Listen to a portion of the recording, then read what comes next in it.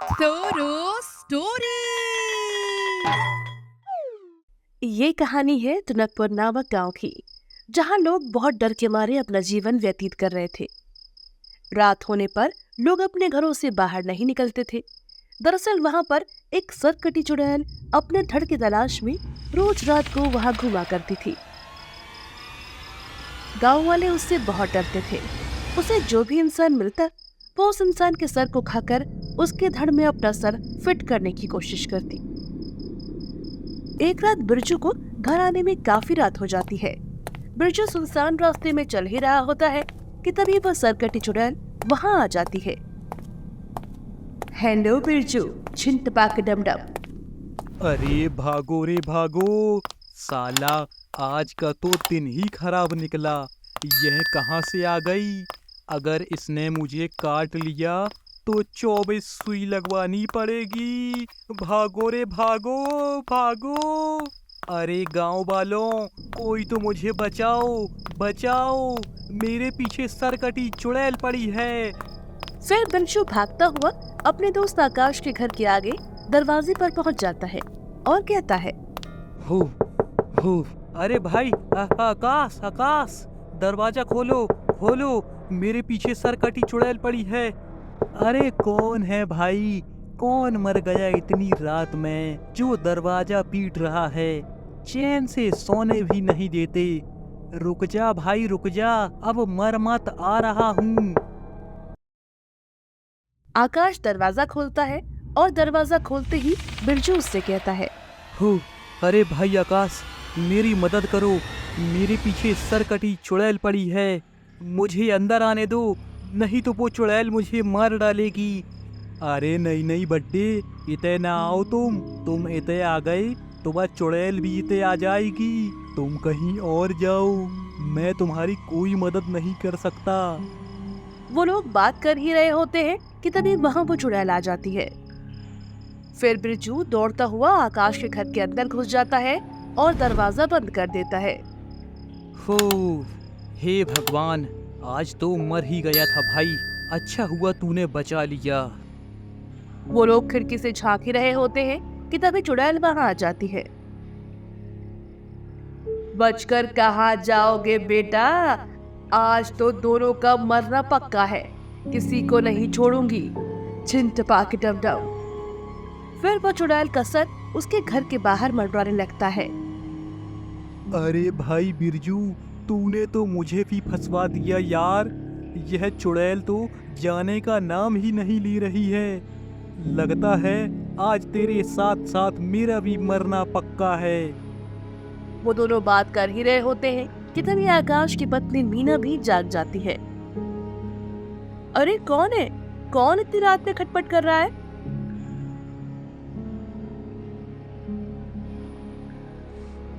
अरे बिरजू, तुम इतनी रात में हमारे घर में क्या कर रहे हो? अरे अरे भाभी जी, मेरे पीछे चुड़ैल पड़ी है। वो देखिए, वो बाहर ही मंडरा रही है। ए बाहर निकल, नहीं तो जो भी तुझे बचा रहा है ना, किसी को नहीं छोड़ूंगी। छिन टपाक डम डम, पूरे परिवार को मार डालूंगी। अरे बाप रे, यह तो हम सभी को मार डालेगी। चुड़ैल की धमकियां सुन मीना कहती है, अरे बिरजू देखो भाई, मैं तुम्हारी वजह से मरना नहीं चाहती। अभी अभी तो हम लोगों की शादी हुई है। तुम्हें बचाने के चक्कर में कहीं हम लोग ही ना मर जाए। इससे अच्छा होगा कि तुम बाहर चले जाओ। अरे मीना, तुम यह कैसी बात कर रही हो? अगर यह अभी बाहर गया तो चुड़ैल इसे नहीं छोड़ेगी। अरे तो क्या मैंने ठेका ले रखा है तुम्हारे दोस्त का? इसे अभी कहो बाहर जाने को, नहीं तो तुम्हारी खैर नहीं।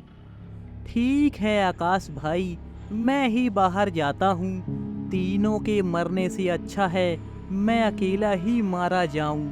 साला किसी ने सही ही कहा है, औरत का चक्कर बाबू भैया। तभी बिरजू बाहर चला जाता है और चुड़ैल के सामने हाथ जोड़कर गिड़गिड़ाने लगता है। अरे अरे अरे अरे अरे चुड़ैल जी, ममा मुझे माफ कर दो। अभी तो मेरी शादी भी नहीं हुई। अभी अभी मेरे मरने की उम्र थोड़ी ना है। मुझ पर दया करो और मुझे जाने दो। आप जो कहोगे वो मैं करूँगा, बस मेरी जान बख्श दो। बिरजू की बात सुनकर सरकटी चुड़ैल बोलती है, छिंट पाके डम डम, मैं तुझे एक ही शर्त पर छोड़ सकती हूँ। अगर तू मेरा बचा हुआ धड़ ढूंढ कर लाएगा, मैं तभी तुझे जाने दूंगी, नहीं तो तेरे धड़ में अपना सर फिट कर दूंगी। अरे अरे नहीं नहीं, मुझे आपकी सारी शर्त मंजूर है। आप जैसा कहोगी मैं वैसा ही करूँगा। बस मुझे मारना मत। 2 दिन का वक्त है तेरे पास। अगर तू मेरा सर नहीं ला पाया तो मरने के लिए तैयार रहना। छिंट पाक डम डम। इतना बोलकर वो सरकटी चुड़ैल वहां से चली जाती है और आकाश घर से बाहर निकल जाता है। अरे मेरे बिरजू भैया, तूने उस सरकटी चुड़ैल से उसका धड़ लाने का वादा तो कर लिया, मगर तू उसका धड़ लाएगा कैसे? अरे पता नहीं भाई, मैंने तो बस फटी में सब बोल दिया, अब साला सच में फट रही है। अरे जब 2 दिन बाद चुड़ैल आएगी तो तू उसे क्या कहेगा? अरे पता नहीं भाई, तू ही मेरी कुछ मदद कर यार। फिर बिरजू अपने घर चला जाता है और अगली सुबह वो दोनों मदद मांगने के लिए गांव की तरफ निकलते हैं। वो गांव में कई लोगों से मदद मांगते हैं, मगर कोई उनकी मदद नहीं करता। सभी से मदद मांगते मांगते 2 दिन हो जाते हैं और वो दोनों थक हार कर एक पेड़ के नीचे बैठ जाते हैं। और तभी वहां से एक गांव का मनचला व्यक्ति निकलता है और वो उन दोनों के पास रुककर कहता है, अरे क्या हुआ मेरी राम और श्याम, बड़े परेशान सी दिख रहे हो। हा हा हा हा हा। अरे रोशन भाई, बड़ी मुश्किल में फंस गया हूँ यार। परसों वो सरकटी चुड़ैल ने मुझ पर हमला कर दिया था, लेकिन किसी तरह मैंने अपनी जान तो बचा ली। लेकिन उस सरकटी चुड़ैल ने मुझे 2 दिन का वक्त दिया था उसका धड़ ढूंढ कर लाने को, और आज वही दूसरा दिन है जो खत्म होने वाला है। आज तो मेरा मरना पक्का है यार। अरे एक बात कहें भैया, मेरे पास एक उपाय है, अगर तुम कहो तो बताऊं क्या? अरे अरे भैया, जो भी हो बताओ यार, यह भी करके देख लेते हैं। फिर उसका दोस्त उन दोनों को एक उपाय बताता है और कहता है, तुम लोग मेरी बताई अनुसार ऐसा ही करो और देखना सब कुछ ठीक हो जाएगा। हा हा हा हा हा। और वो चुड़ैल भी खत्म हो जाएगी। अरे भैया, तुम सही तो कह रहे हो ना? अरे मेरे राम लखन, अगर यह उपाय काम नहीं आया ना, तो फिर दुनिया का कोई उपाय काम नहीं आएगा। तुम लोग अकल के अंधे ज्यादा अकल मत दौड़ाओ और वैसा ही करो जैसा मैंने कहा है। फिर वे दोनों रोशन के बताए नुस्खे को आजमाने के लिए निकल पड़ते हैं और आकाश एक पेड़ के पीछे छुप जाता है और बिरजू खड़े होकर चुड़ैल का इंतजार करने लगता है और अपने साथ कपड़े से ढकी हुई चीज भी लेकर आता है।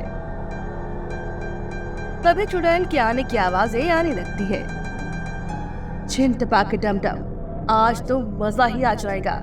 वर्षों बाद मेरा धड़ मुझे मिलने वाला है। अरे वाह, तू तो अपनी जुबान का पक्का निकला और मेरा धड़ ढूंढ लाया। हाँ चाचा चुड़ैल जी, बड़ी मुश्किल से आपका धड़ मिला है।